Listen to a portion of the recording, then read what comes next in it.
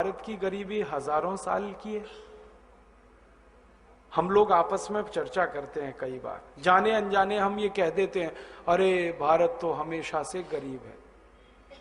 मैं भारत के दो लोगों का नाम लेके कहूंगा। एक व्यक्ति है इस देश में, उसका नाम है पी चिदंबरम। ये भारत में बहुत लंबे समय तक वित्त मंत्री रहा और इस व्यक्ति ने इंदौर नाम के शहर में मध्य प्रदेश में एक भाषण दिया था और मैं उस दिन वहां था। उस भाषण में सामने बैठा था मैं और चिदंबरम मंच से बोल रहा था। कार्यक्रम क्या था? नई दुनिया नाम का एक अखबार निकलता है इंदौर से। नई दुनिया अखबार ने एक किताब प्रकाशित की थी, पुस्तक का प्रकाशन किया था। उसका विमोचन करने के लिए चिदंबरम आया था, तो भाषण दिया उसने। और क्या भाषण दिया! भारत हजारों साल से गरीब देश रहा है। यहीं से भाषण शुरू किया, अंग्रेजी में। अच्छा था कि वो अंग्रेजी में बोल रहा था, ज्यादा लोग समझ नहीं रहे थे। हाँ, उसने शुरू किया, भारत हजारों साल से गरीब देश रहा, भारत हजारों साल से मुफलिसी का शिकार रहा। ऐसे ऐसे उसने कहना शुरू किया। फिर बीच में कहने लगा, ये तो भला हो अंग्रेजों का जो वो भारत में आए और उन्होंने भारत को थोड़ा बेहतर बना दिया, वरना हम तो अंधेरे में डूबे हुए थे। हमको तो कोई ज्ञान नहीं था, कोई प्रकाश नहीं था। इस देश में तो भयंकर गरीबी ही गरीबी थी। और ये जब वो भाषण दे रहा था तो बार बार पंडित नेहरू को कोट कर रहा था। पंडित नेहरू ने ऐसा कहा, पंडित नेहरू ने वैसा कहा, पंडित नेहरू ने ये कह दिया, उन्होंने वो कह दिया। वो भाषण जैसे ही पूरा हुआ, मुझसे बर्दाश्त नहीं हुआ। हाँ, मैं इधर उधर देख रहा था, किसी के मन में कोई तकलीफ नहीं।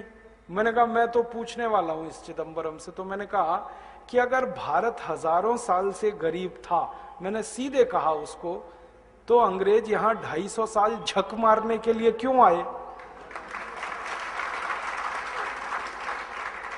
हजारों साल से गरीब देश, गरीबों के यहां कोई 250 साल रहता है आके? गरीबों के तो कोई दर्शन करने नहीं जाता। 250 साल रहना तो कोई सामान्य बात है। 250 साल में 50 पीढ़ियां जवान होकर मर गई अंग्रेजों की, यहां क्यों रहे वो?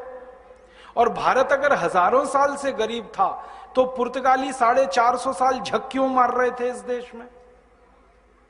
क्यों आए 450 साल पुर्तगाली अपना देश छोड़कर? 1492 में वास्को डी गामा घुस गया इस देश में और निकला नहीं, फिर अंत तक मार मार के निकालना पड़ा गोवा से पुर्तगालियों को।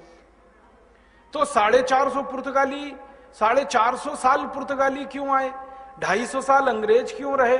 और भारत अगर हजारों साल से गरीब था तो ये मुगल क्यों आए झक मारने के लिए यहां 300 साल?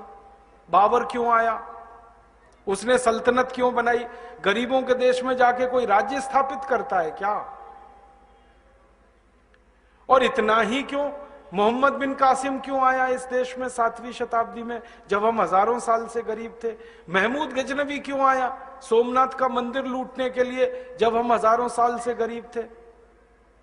तैमूर लंग क्यों आया? नादिर शाह क्यों आया? अहमद शाह अब्दाली क्यों आया, जब हजारों साल से हम गरीब ही थे? तो इनको तो कहीं अमीर देशों में जाना चाहिए था, वो सब यहां क्यों आए?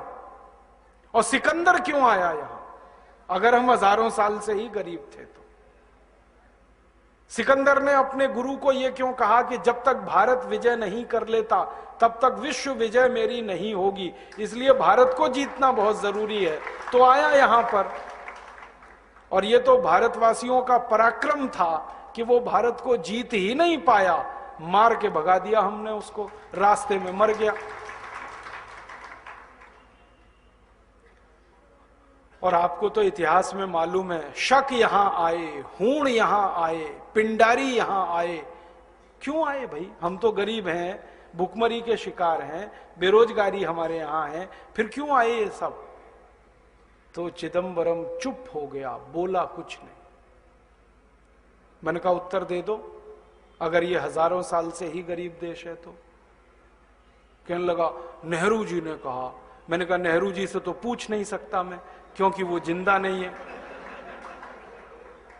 होते जिंदा तो उनसे पूछ लेता कि कहां से मिला ये तुम्हें कि भारत हजारों साल से गरीब है। किसने कह दिया भारत हजारों साल से गरीब है? मैंने कहा तुम नेहरू के मानस पुत्र हो, तुम ही बता दो।